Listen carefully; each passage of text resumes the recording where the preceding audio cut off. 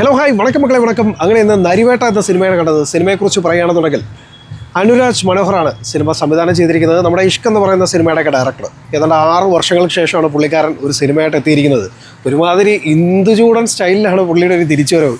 കാരണം 6 വർഷത്തെ ഇടവേളയ്ക്ക് ശേഷം പുള്ളിക്കാരൻ്റെ ഒരു തിരിച്ചുവരവ് അസാമാന്യമാണ്, ഗംഭീരമാണ്.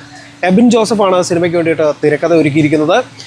ടോവിനോ, ആര്യ സലീം, സുരാജ് വെഞ്ഞാറമൂട്, ചേരൻ, പ്രിയമത, അങ്ങനെ തുടങ്ങി നല്ല താരനിരയുള്ള ഒരു സിനിമയാണ്. ഇനി സിനിമയിലേക്ക് വരികയാണെന്നുണ്ടെങ്കിൽ 10-22 വർഷങ്ങൾക്ക് മുമ്പ് നമ്മുടെ കേരളത്തിൽ നടന്ന ഒരു സംഭവം, ആ ഒരു സംഭവത്തിൻ്റെ ചുവട് പിടിച്ച് ഒരു സിനിമ ഉണ്ടാക്കുക എന്ന് പറഞ്ഞു കഴിഞ്ഞാൽ ആ സിനിമ അത്രത്തോളം ഓഡിയൻസിൻ്റെ മനസ്സിലേക്ക് എത്താൻ പാകമായിരിക്കണം എന്നുള്ളതാണ് ഏറ്റവും പ്രധാനപ്പെട്ട കാര്യം.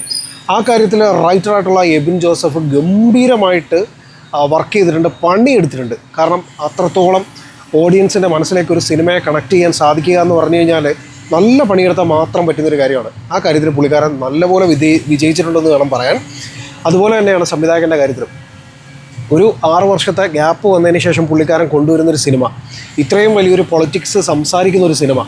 അപ്പോൾ അതിനകത്ത് വളരെയധികം ശ്രദ്ധിക്കേണ്ട ഒരുപാട് കാര്യങ്ങളുണ്ട്. ആ കാര്യങ്ങളൊക്കെ അദ്ദേഹം നന്നായിട്ട് ശ്രദ്ധിച്ച് തന്മയത്വത്തോടു കൂടി തന്നെയാണ് ആ സിനിമ പുറത്തെത്തിച്ചിരിക്കുന്നത്.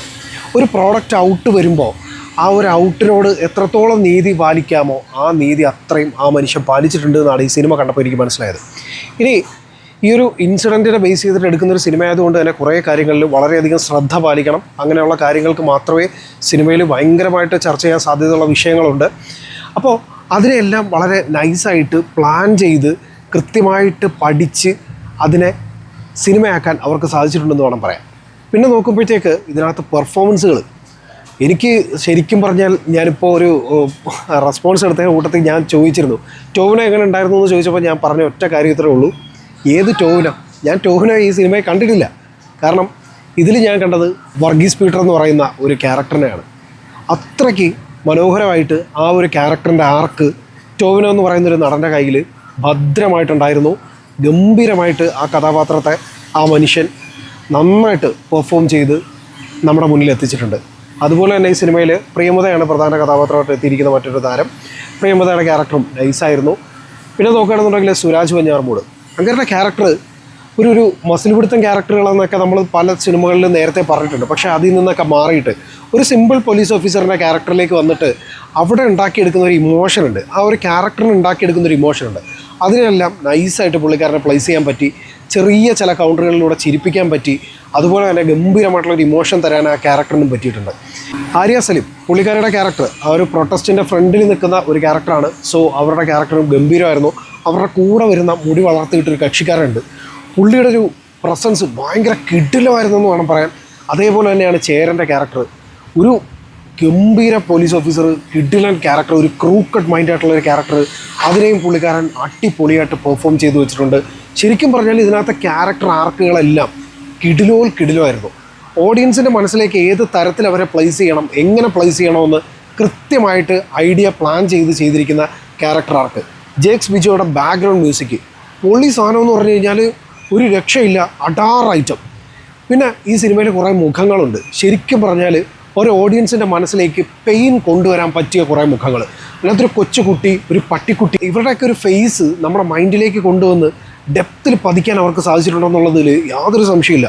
എസ്പെഷ്യലി ഇതിൻ്റെ ഫസ്റ്റ് ഹാഫിൽ കഥ ബിൽഡ് ചെയ്ത് കൊണ്ടുവരുന്ന രീതിയാണെന്നുണ്ടെങ്കിൽ സെക്കൻഡ് ഹാഫ്, ആ ഫസ്റ്റ് ഹാഫിൽ ഒരു അയച്ചു വിട്ട കേസുകൾ മൊത്തം സെക്കൻഡ് ഹാഫിൽ കയറിയിട്ട് ഫുൾ ട്രാക്കിലേക്ക് പിടിച്ച് ഓഡിയൻസിനെ നൈസായിട്ട് അങ്ങ് ലോക്ക് ചെയ്യും.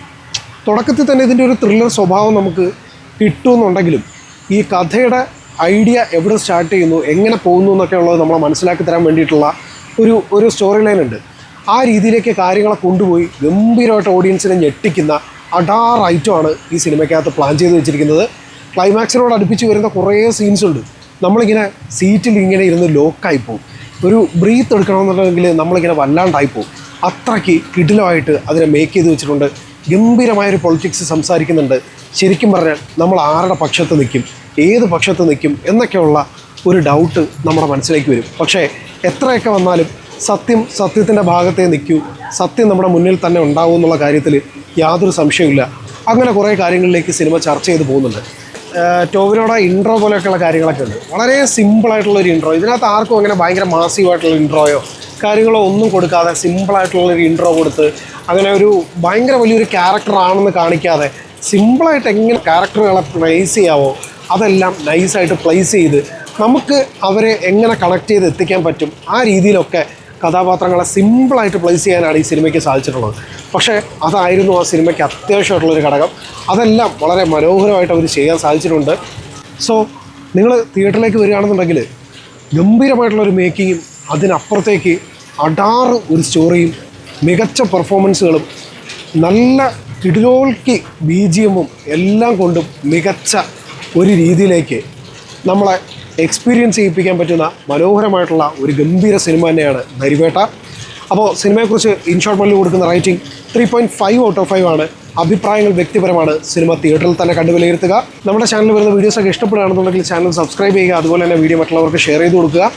നിങ്ങളുടെ അഭിപ്രായങ്ങൾ കമൻറ്റ് ചെയ്യാൻ മറക്കരുത്. കൂടുതൽ വീഡിയോസായിട്ട് വീണ്ടും വരുന്നതായിരിക്കും. അതുവരേക്കും